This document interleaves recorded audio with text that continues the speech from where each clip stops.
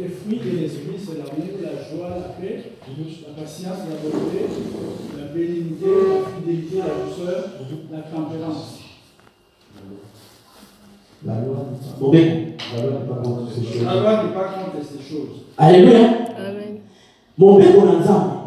La loi de Dieu, la parole de Dieu, n'est pas contre toutes ces choses. Cela revient à dire, si Jésus entre dans ton cœur, tu es dans la parole de Dieu. Si tu fais entrer Jésus dans ton cœur, tu marches avec le Saint-Esprit.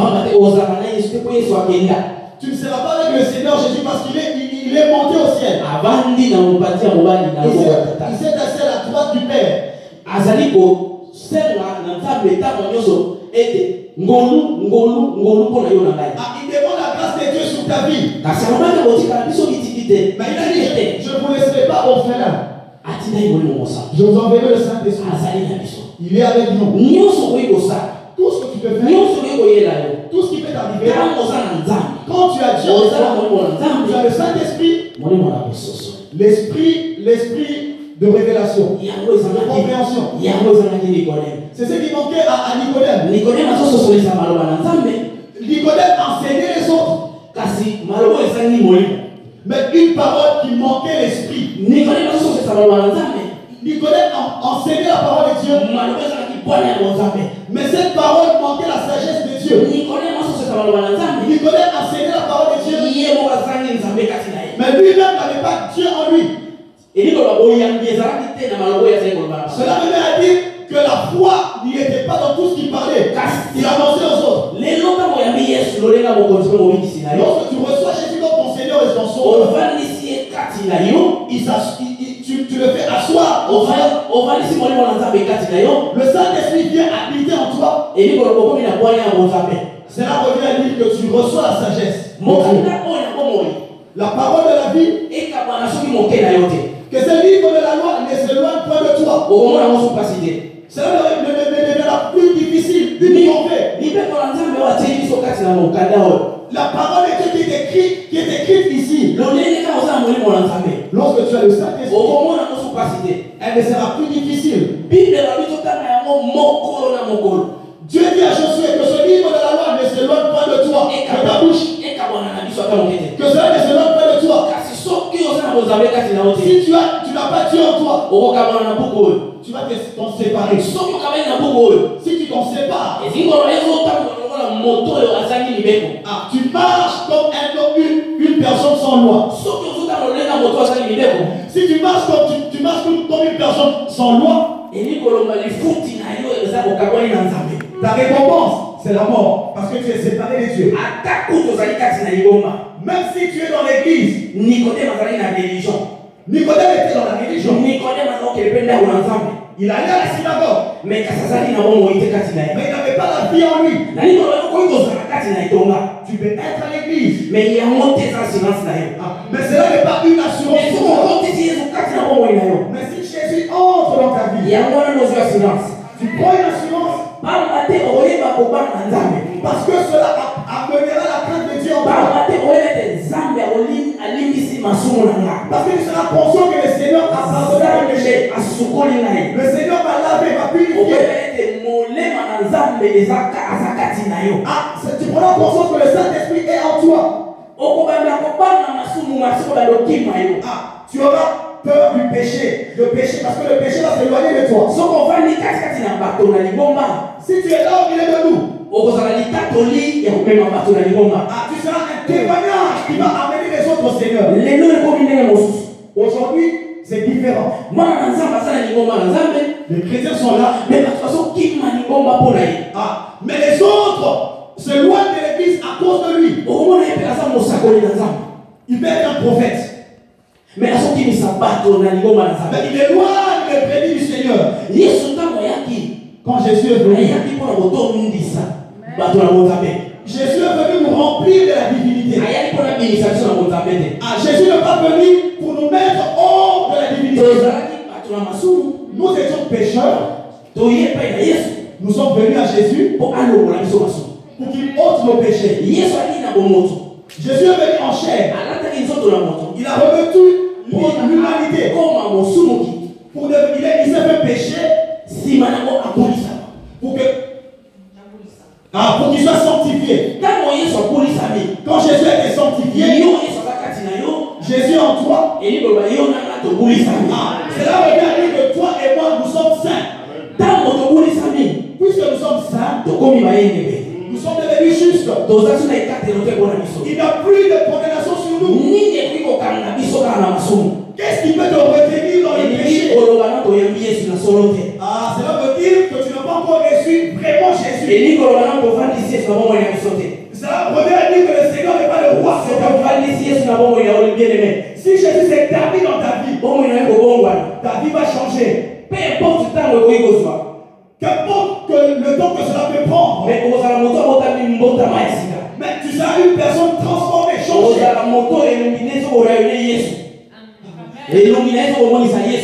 Ton visage va rayonner de la gloire de Jésus. Tes paroles vont manifester Jésus.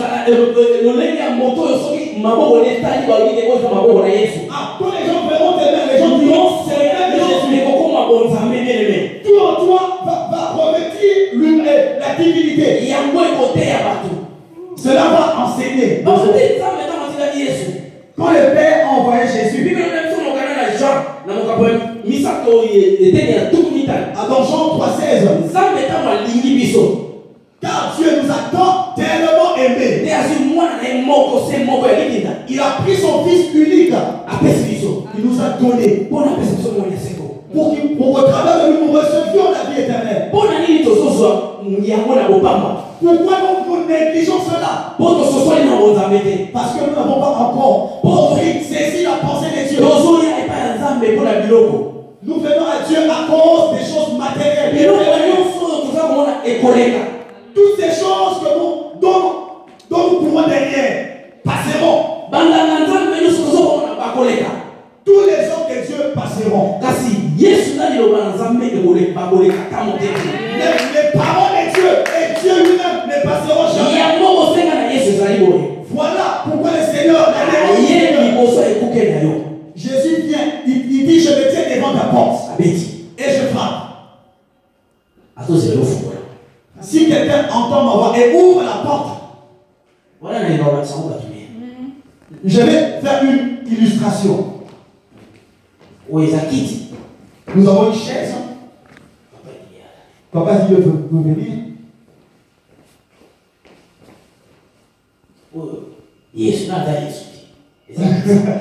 C'est un exemple. C'est sa maison. Je viens, je toque. Je toque. C'est lui le propriétaire, c'est lui qui va ouvrir. Si tu m'ouvres la porte, il m'ouvre la porte, moi j'entre, c'est sa maison. Je m'assieds. Maintenant, à présent, c'est moi qui contrôle sa maison. C'est moi qui contrôle sa vie. Tous ces biens sont à ma possession. Si tu fais entrer Jésus dans ta vie, il va se mettre à nouveau, s'asseoir à nouveau. Dites-moi, entre les deux, à qui appartient la maison? Est-ce que je suis entré dans sa maison? Comme Jésus, on ne peut pas le mélanger. Il va se mettre de côté. Il te regarde avec ta maison. Alléluia. Alléluia. Est-ce que nous comprenons? Je vais reprendre. Je toque, il ouvre, j'entre, je m'assieds. Il en est de même pour Jésus dans nos vies. Il vient devant la porte de ton cœur, il frappe, il toque. Il te demande la permission d'entrer dans ta vie. Tu acceptes. Tu te lèves, Jésus s'assied. Mais s'il toque, tu acceptes. Jésus rentre dans ta maison, mais tu ne peux pas dégager de ta chaise. Tu lui dis, mais dis ma maison. Comment tu rentres ici? Ah, tu veux partager, tu veux cohabiter avec lui. Yo va dire les sigas d'ailleurs. Aussi qu'il y a place à moquer. Tu restes dans ta maison, tu lui laisses une portion. Moi, il y a ça dans mon salaire, c'est qu'il y a ça là. Exactement. Il ne peut pas agir comme il se doit dans ta vie. Mais ce que continue dans la bonne si tu le fais entrer entièrement dans ta vie, tu le reçois comme Dieu, comme le roi, le chef. Il te donnera un nouveau cœur. Alléluia. Amen. Une nouvelle sagesse. Il te donnera un nouvel esprit. Un esprit nouveau. Pourquoi il te donnera un nouveau cœur? Parce que ton ancien cœur était incrédule, tu ne croyais pas en lui. C'est ce qui nous tue. Nous croyons mais en partie. Nicodème avait entendu parler parce qu'il avait lu la Bible. Mais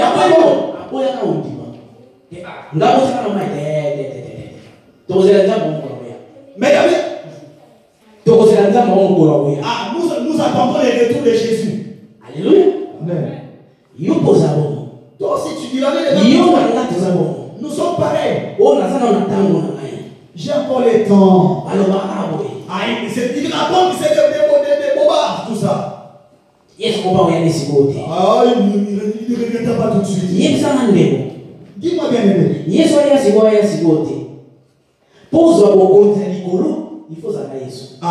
qu'il revienne ou pas maintenant pour accéder à la vie éternelle, tu dois avoir Jésus. Est-ce que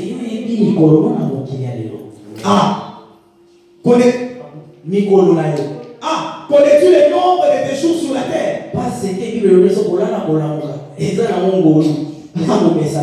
Le fait de dormir et de se réveiller est une grâce. Ce n'est pas un acquis. Maintenant, si Jésus n'est pas encore entré dans ta vie, dans les promesses de Dieu, tu es hors des promesses de Dieu.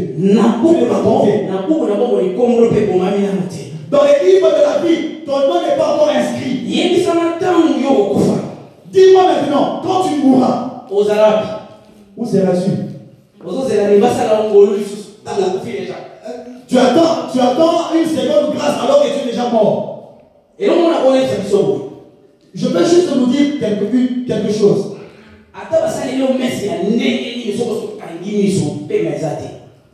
Quelle que soit la messe, la grande cérémonie qu'on peut organiser autour de ta mort,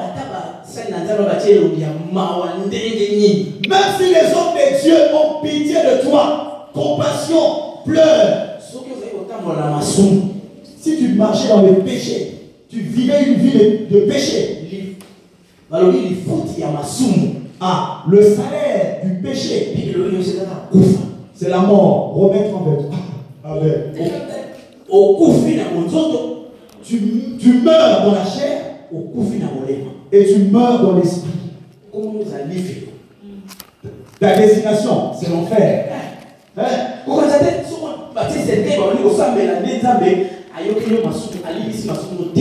Non, c'est pas parce que tu es mort qu'on prie pour toi, qu'on organise une messe pour toi, que le Seigneur va pardonner tes offenses. Non, c'est fini. C'est le temps favorable où chacun doit choisir. Jésus est venu une fois pour tout le monde. Tu ne diras pas ce jour-là, Seigneur, je n'avais rien entendu. Même si aujourd'hui tu n'as rien entendu ou écouté, les années passées, on t'a parlé. Combien de fois es-tu venu à l'église? Tu écoutes, tu reçois. Mais les problèmes, la loi de Dieu est éloignée de toi.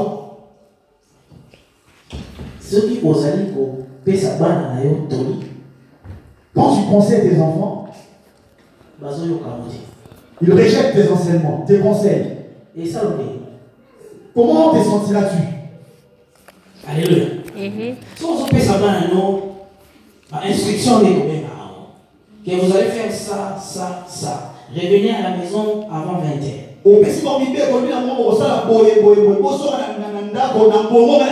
Aller à l'école, c'est bien pour vous. C'est votre avenir de demain. Si les enfants n'obéissent pas, qu'est-ce que ça va nous faire? Mais quand on accepte Dieu étant notre Seigneur et Sauveur, mais quand on... pardon. Ça veut dire qu'il devient notre papa. Il devient notre Seigneur. Il devient notre Dieu. Il devient tout pour nous. Et on va dire, on va tout abandonner pour suivre le Seigneur. Mais combien on ne peut pas obéir à ce Dieu-là? Lui nous a dit, je vous donne mes commandements. Il a donné ça à Moïse. Les enfants d'Israël, quand Moïse a présenté le loi, ils l'ont accepté. Ils ont reçu la loi. Ils ont accepté.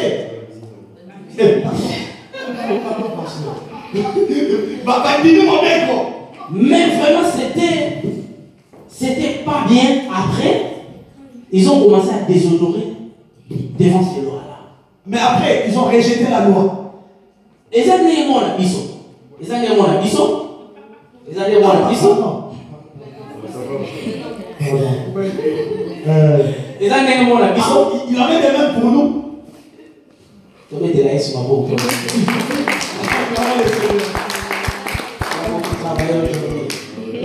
Seigneur me bénisse.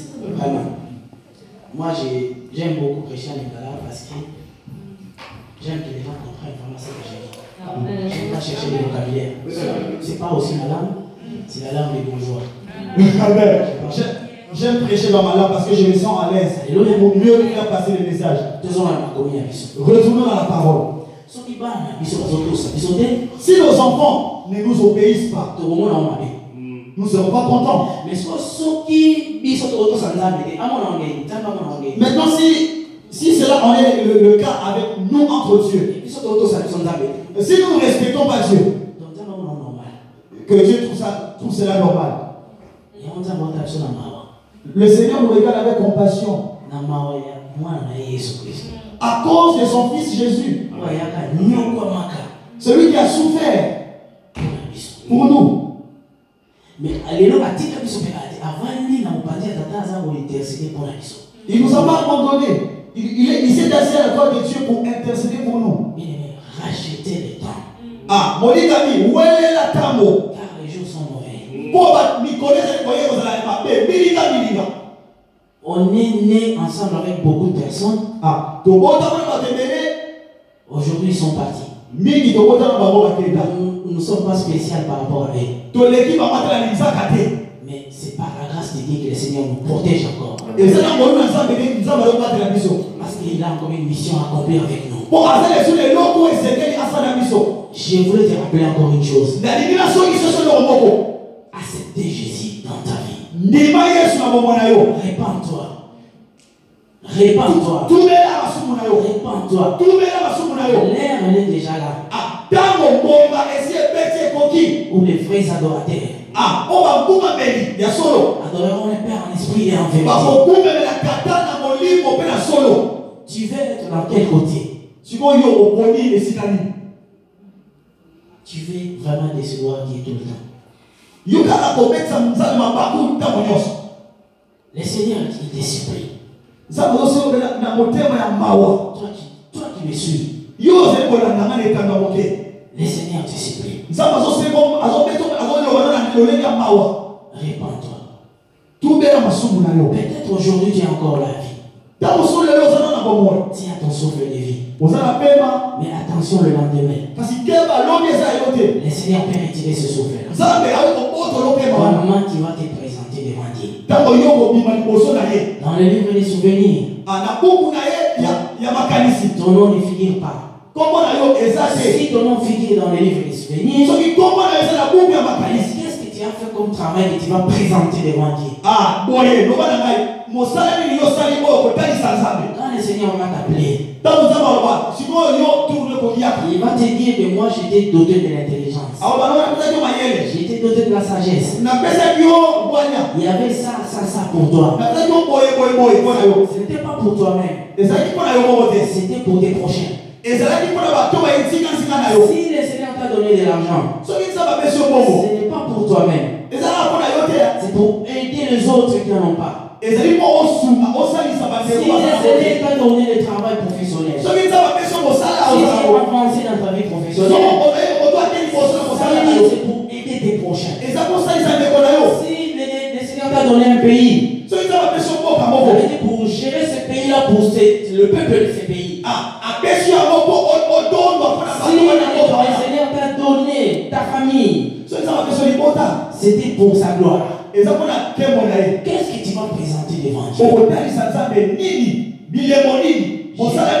J'ai béni mon Dieu parce qu'il a donné son fils pour nous. Sinon, ça allait être autre chose. Autre chose.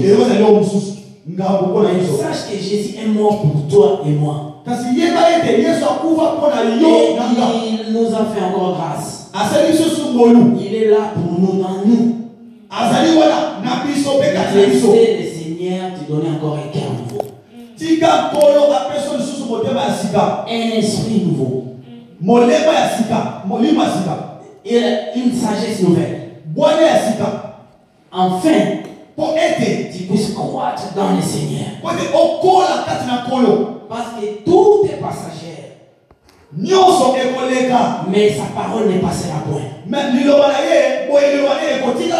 Cherchez à être figuré dans le Seigneur.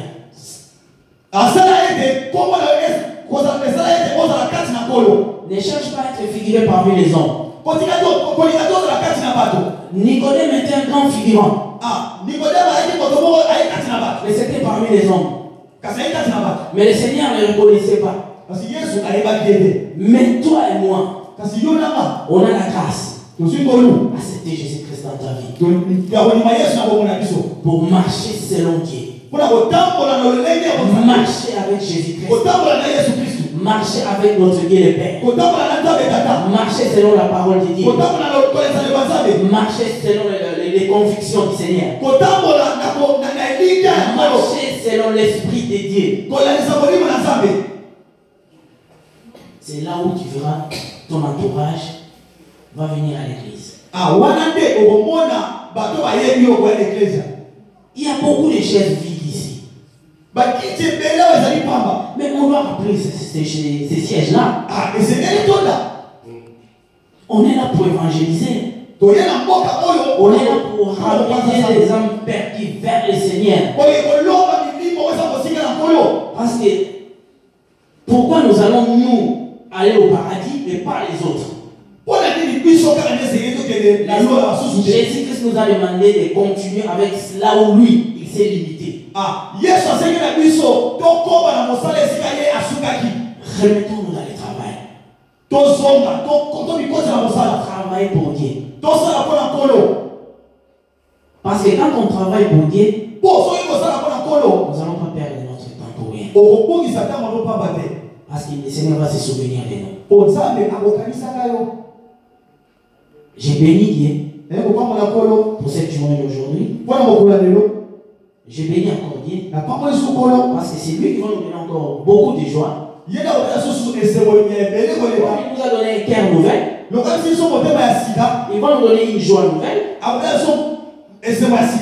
Et il va encore nous doter d'un esprit nouveau. Avec l'esprit nouveau, nous allons accomplir tout ce qui est nouveau. En ce moment, on peut s'attendre dans beaucoup de choses dans la vie. En ce moment, on peut parler de l'expansion. En ce moment, on peut parler de la réajustement. Parce qu'en ce moment, on est rempli du Saint-Esprit. Donc tout ce qui était difficile, ça ça sera facile pour nous. Et comment péter pour la Quel que soit le temps que ça va prendre, ça serait facile. Et vous allez péter. Aimer Jésus. Liga Yesu. Aimer Dieu. Liga Zamedata. Étant notre Seigneur et Sauveur. Le Père est allé comme un mix. Nous allons nous lever, nous allons prier.